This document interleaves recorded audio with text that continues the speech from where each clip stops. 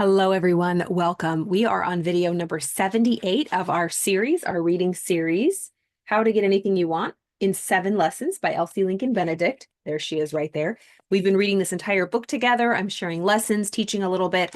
So if you want an amazing book, really, this was written over 100 years ago, 101 years ago, 102 years ago to be exact. This is full of metaphors and it's all about harnessing the power of your subconscious mind, more importantly, your emotions and your mood. And how do we get anything we want? This is truly a blueprint and one of my new favorite books now. If you missed any of the previous lessons, go ahead and check out the playlist on my YouTube channel. All 77 previous readings are there, my friends. If you're on Facebook, I encourage you to hop on over to YouTube, like and subscribe. Our community is beautiful and it's growing, and I'm so grateful. So thank you for being here. Let's jump back in. We left off video number 77, last reading, when she was talking about using time wisely. Do you spend your time? Do you waste your time? Or do you invest your time? Are you investing your time? She said, read a dictionary if nothing else is available in your spare time to improve your mind. You will be surprised how much you can learn in 10 minutes that you never supposed was in it. Make up a definite program as soon as possible, but meanwhile, don't throw hours away. If you are not following a program, if you are not running a program, following a program, being a part of a program, whatever that is, one is running you. You are either running a program that you choose, or one is by default running you. If you do not know what I'm talking about, you might fall in the latter category. If you don't consciously choose what program you are running in your life, one is running you. And it might not be so terrible. And you're like, well, Carla, my life is okay. But are you living your fullest potential? Or are you waiting? Someday, it'll surely happen for me someday. Take it from me. I wasted decades. Okay. I know I look young, but I'm going to be 42 in May. So she's lived. She's lived a little bit. Not all the way, right? Clearly, there's people that are much older and wiser, and we learn as we go. But from where I sit right now, from what I know with conviction, from experience, not just theory, reading books, if we do not consciously choose and focus where we're going, choose a program, get around like-minded people, hold ourselves accountable, get people to hold us accountable, put ourselves on the hook, we will live like 95 to 98% of the population just drifting. And people wonder why they are unhappy. And they complain, and they're right. And they're right, but they're none the happier for it, or wealthier, or healthier in any way. It's a nightmare. There's another way to live. You know how if you've ever been in an experience of like, wow, this is how the other half lives. Like you can live that way 24/7. Okay. So yeah. Make up a definite program as soon as possible, but meanwhile, don't throw away your hours. If no better plan suggests itself, go out alone for a long walk this evening and think out what you want to become and to have, and the best way to start toward it from the spot where you are at right now. She's telling us if right now you feel stuck or you don't know what you want or you haven't even had the luxury to think about that, you're like, Carla, you don't even know my life. Fair enough. Go for a walk just around your neighborhood or in the gym or somewhere safe, right? Just walk around your house. If you can, put some headphones in, right? If you have a busy, loud house. But try to get alone, go for a walk, go to the local park and think, what do you want to become? What do you want to have? What kind of life do you want? Allow yourself to just think. Don't put any music on. Sit on a park bench, stare at a tree, go in your backyard, go in the front yard, stare out your bedroom window. I don't care. But just turn off all the noise and allow yourself to think. Ask yourself out loud or quietly, what do I want? What would I love? What do I truly want? What do I want to be? What kind of life do I want to live? And just ask yourself that over and over and just listen. Maybe take a pen and a notepad or write notes on your phone. But I encourage you to keep your phone away. What do you want? Just allow yourself. So she says, if you don't know a plan yet, go for a long walk and think out what you want to become and what you want to have, and the best way to start toward it from where you're at right now. What's one step you can take? What's one thing you can do? What's one thing you can do? There's always something to do. I was just talking to somebody over the weekend and we were talking about, credit cards and debt and all this kind of stuff. Did you know that if you feel overwhelmed with debt, you can call any credit card and ask for help, for relief? They'll get you on 6 month, 1 year, they'll lower your interest rate. If you're behind, if you're afraid, if money is a fear, the ghost of fear, that's kind of what was the topic of this conversation. And there's always something to do when you think you can't, you don't have any options, or you're so afraid and so overwhelmed with like decisions you made. It could be the same with money or weight, by the way. When you just accrued more than, weight or money or debt. Debt and weight, health and money are tied. You will notice that you are either healthy and wealthy or broke and poor. Of course, there's exceptions to the rule, right? That's just a generalization, but they usually go together. Health and wealth, or poverty and sickness, and sickness on any level. You could just have that extra 10, 15, 20 pounds and just have that extra 10, 15, extra 20 pounds of debt, right? Metaphorically. It's a mindset. Happy, healthy, wealthy is what I strive to be. I feel that. I feel that. And there's always a new level. There's always more. There's always better. We don't have to be sick to get better. We can just get better. And once you cross over to that other side, you have more faith in yourself. So go for a long walk. Think about what you want to be. If you have been in the habit of killing time, killing this best friend, you have every few that you have. So if you have the habit of just killing time every time, like maybe an hour you have after work, if you have the habit of killing this best friend you have every few evenings by dropping into a trashy movie, a pool room, or the home of shallow, selfish, superficial people, sit down all by yourself and answer this question. How much better off am I for all the cheap shows I have seen? Did they ever open me a door toward better things? She's being straight up with us. And this is when you have to take that fearless moral inventory. I had to do this, 7, 8 years ago now. And it wasn't until like 6 years ago that I got serious about it. I'm in Los Angeles. I'm single. I'm living in my apartment. I bartend. I make really good money. I have a lot of free time. I could do whatever I want. Um, but I had big goals and dreams, but nothing was happening. Why? Because I was wasting my time. I was not investing it, and I did not see the value in investing my money or getting a teacher or a coach or getting into a program, and it showed. And it showed. So she's saying, and I had to ask myself, what is all of these parties getting me? Where are all of these nights out at the bar having fun with my friends? Where is it getting me? Where is it getting me? Where are the Netflix binges till 3 o'clock in the morning getting me? Where where is this getting me? So if you have the habit of just killing time by dropping into trashy movies, pool rooms, hanging around shallow, superficial people, ask yourself, how much better am I for doing all these things? Has it opened one door for me? Has it bettered my life? In the moment, it might seem like, oh my God, this is amazing. But when you wake up the next morning feeling like garbage, right? The older you get, hangovers are real, right? They take longer to recover from, at least in my experience. But where is it getting you? Truly, like, where is it getting you? You will realize they have slammed many a one in your face. So not only do these habits of killing time or numbing or just escaping, and of course there's times when we just want to numb out and chew bubble gum for the mind and watch some comedy and eat some popcorn and maybe have a hot fudge sundae, right? Those cheat days they call it. But that's an exception to the rule of always investing your time. Don't have it be the rule of always wasting your time and the exception is sometimes you invest. No, always invest your time, use it wisely, and then every now and then we can screw around, right? And then get back on track. But she's saying if we're in a habit of always kind of just wasting our time, doing things that aren't opening any doors, when we ask ourselves, is this helping me? No, we'll actually realize it's actually hurt me. It's actually slammed doors in my face. And that was the case for me when I look back. Are you better off today for the golden evenings you have willed away and the ambitionless excitement seekers? Oh, Elsie, she's good.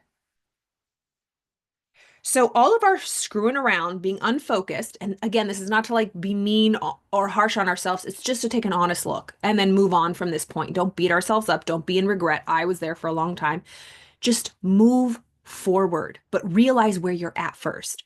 So she's saying you'll realize that all of this screwing around has slammed doors, closed doors, had you missed opportunities. Are you better off today for all those golden evenings that you willed away with ambitiousless excitement seekers? Oh my God, I remember, and anybody like, especially if you live, well, at least I speak for myself in Los Angeles, like all the actors and artists and people who had such big ambitions. The bars were so full of these actors that were just, they weren't taking it serious, and they don't. And that's when people say, oh, it's so hard to break through. It's really not. If you focus and you hang around the right crowd, stay away from the bars. Stay away from these ambitiousless excitement seekers. They want to feel that life in the moment, but they are selling their future. People who are successful, actors, artists, or who are successful, do not frequent those places. They don't do that stuff. They don't party until 5 o'clock in the morning.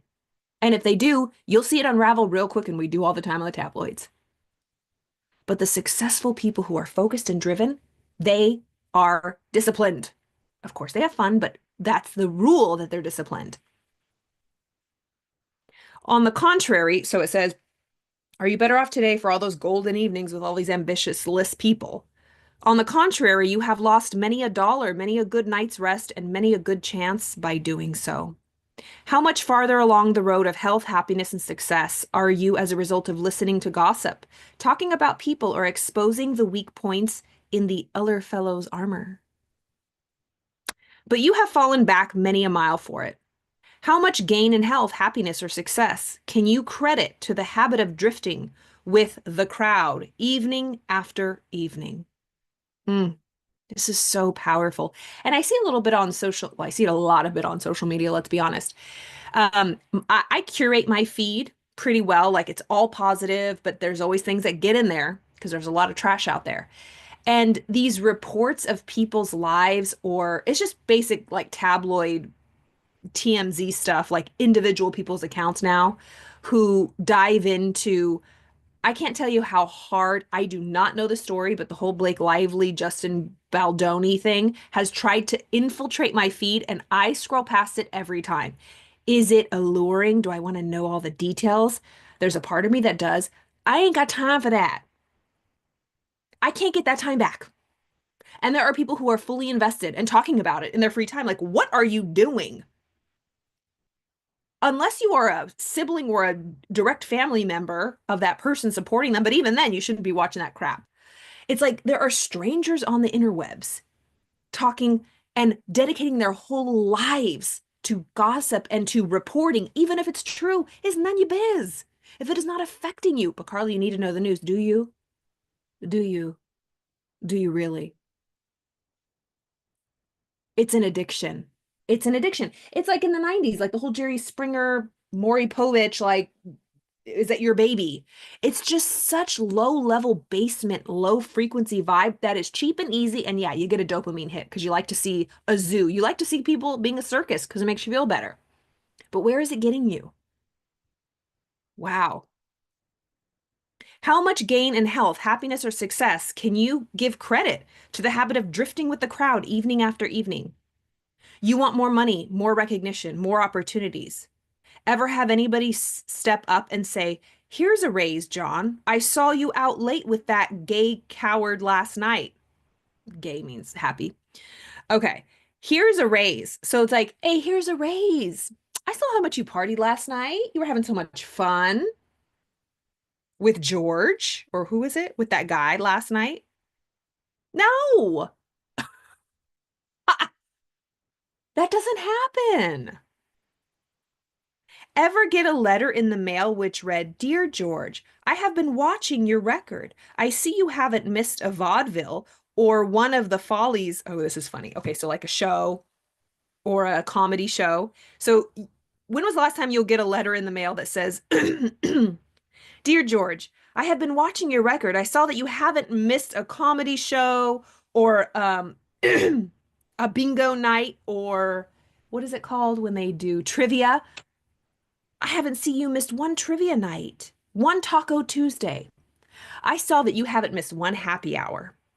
I don't believe you have missed a single musical. Come over and accept a good position with my firm at a substantial raise. This is hilarious. Ever have this experience? Meet some big employer as you come out of a pool room at 11 p.m. and have him say, "Well, hello there, young man. I'm looking for somebody of brains, vision, and efficiency to take charge of a department at a fine salary. And I figured here was a place to find one." This is so true. It's like back to the whole actors at bars. It's like they think they're going to be discovered there. No, they're not. Only bums hang out there. Sorry, I was one. I can say that with full confidence. Full confidence. It's just insecure people wanting to numb because they're afraid that their dreams will never come true. Yeah, I said it. It's the truth. Or that they just want to feel powerful with their drink or drug of choice. I remember Bob Proctor always used to say this. He said he was at the height of his like young career when he first started making money, and he was at the Playboy over in London. He tells the story all the time. And he was at the bars and he was gambling, and he looked around and he realized in that moment, like, wow, only losers hang out here. And he put the drink down and he never went back. It's a mentality. And yeah, there's successful people within that, but it's within that frequency. And if you want to run with that type of people, go for it. But it is not the health and wealth sustained, consistent, again, sustainable way to do that. It's fleeting. And it's not conducive to your overall health. It's just not. So you want more money, you want more recognition, you want more opportunities. And we expect people to say, "Hey, oh my gosh, I saw you out last night having a blast. Would you like a raise?" Or here's a letter. "I see that you haven't missed one Taco Tuesday or happy hour. Would you like this position?"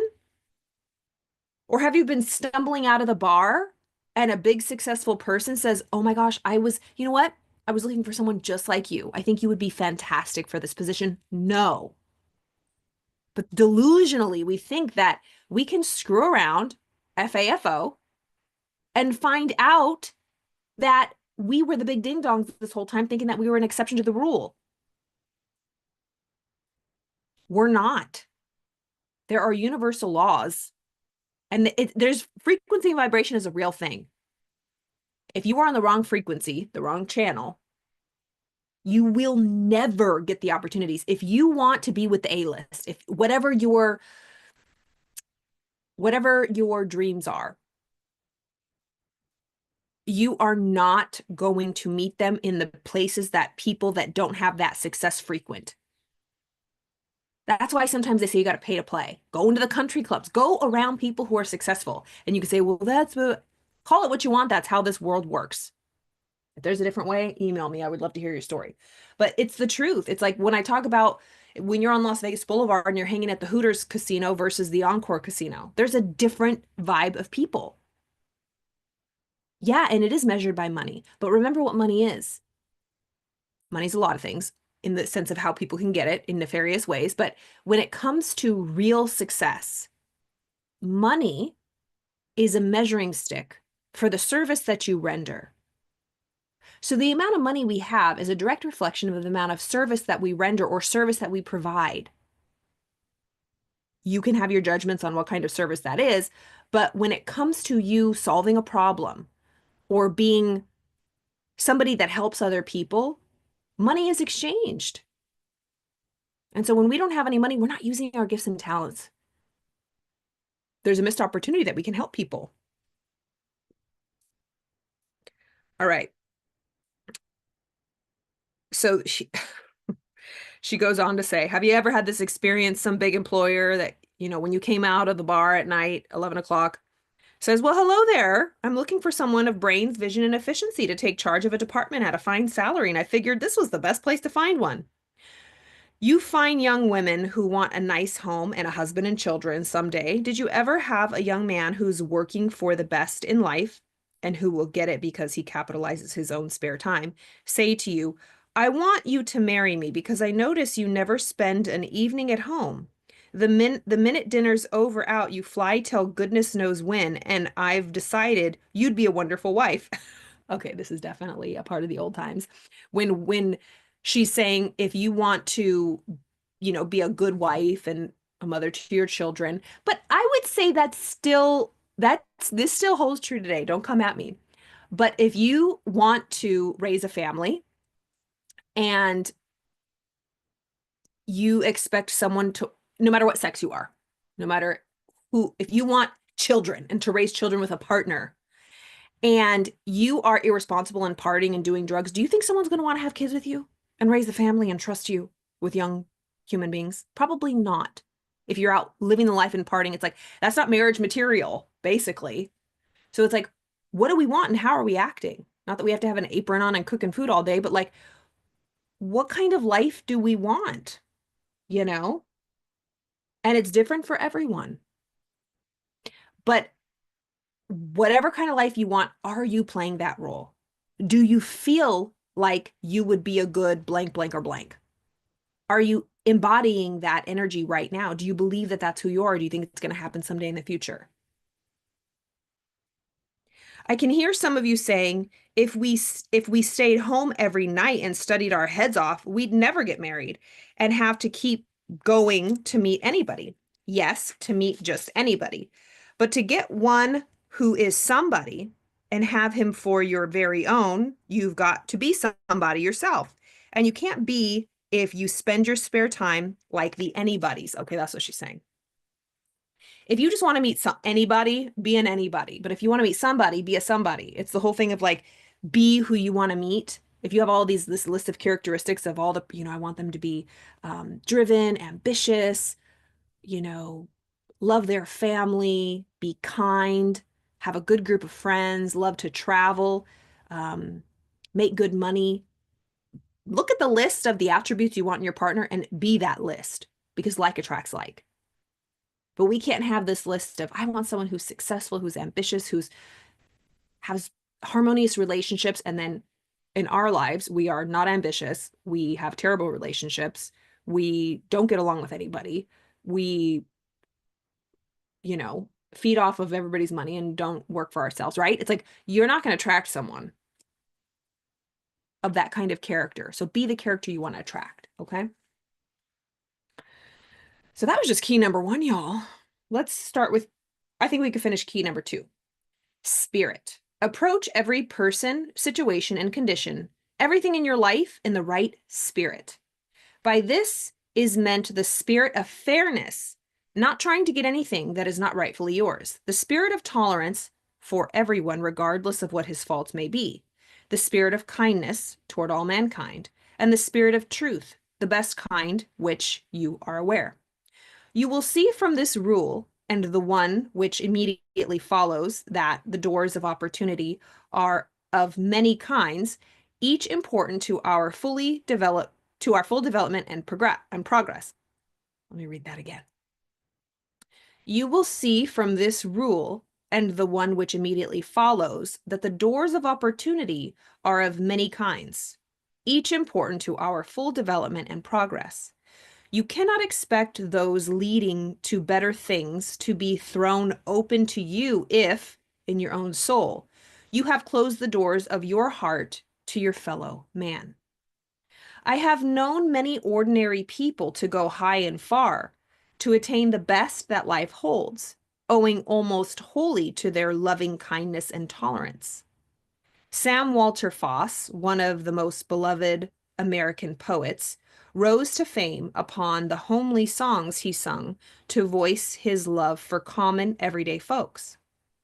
The thing for which Abraham Lincoln became most famous and for which he will be loved longest was the love and tolerance he bore toward all mankind.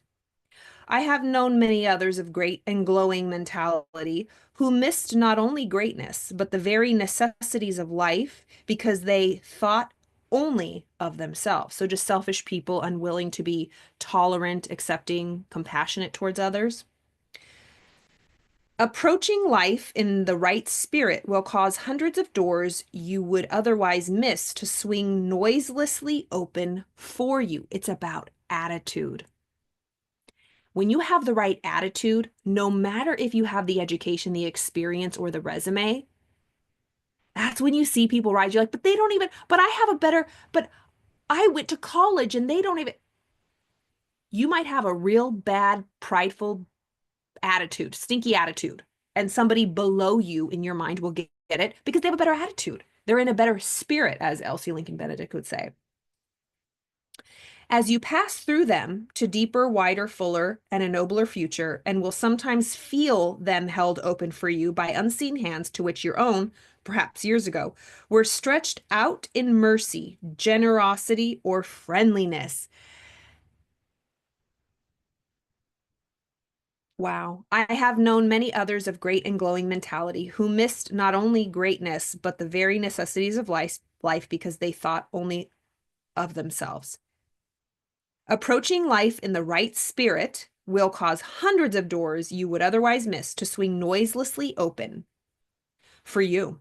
As you pass through them to deeper, wider, fuller, and a nobler future, you will sometimes feel them held open for you by unseen hands to which your own, perhaps years ago, were stretched out in mercy, generosity, or friendliness. Yeah. Karma, called karma.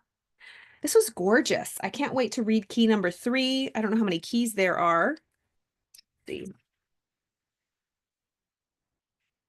I think there's just 3 keys. Nope, key 5, key 6, key 7, key 9, key 10.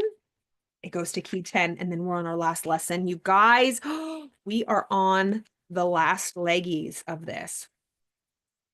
Again, this was video number 78. If you missed any of the previous readings, the playlist is here on YouTube. I encourage you to check that out and all the other playlists that I have of readings. I love, it's like the director's cut. I read a book and I comment and I share stories and lessons and metaphors. And she is the queen of metaphors. I love her. Angel, look at her, Elsie. ASMR. It is hot, y'all. It is warm. Spring has sprung. Happy spring to y'all. Let's see. And I'm so grateful. Look at me doing this early at 5 o'clock in the afternoon. Well, it's 5:27 now. I'm going for a long walk. It was a high of 92 degrees. It is 86 degrees right now. It is the balmy 86. Okay? It's like a hot summer night. I'm going to go and just, I'm going to go for, like she said, I'm going to go for a long walk and just think about what I want to do. Maybe journal a little bit. Remember, walking is bilateral stimulation, listening to my auto suggestions and my affirmations and just washing and bathing my subconscious mind.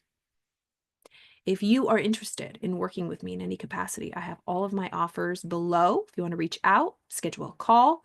I would love to work with you or support you in any way. Thank you for being here. I appreciate all of your contributions, and I hope this is helpful. Share any questions, any takeaways down below in the comments, and I will see you tomorrow for our continued Let's Do number 79 tomorrow. We're going to get up to the 80s, y'all. All right, I'll see you tomorrow.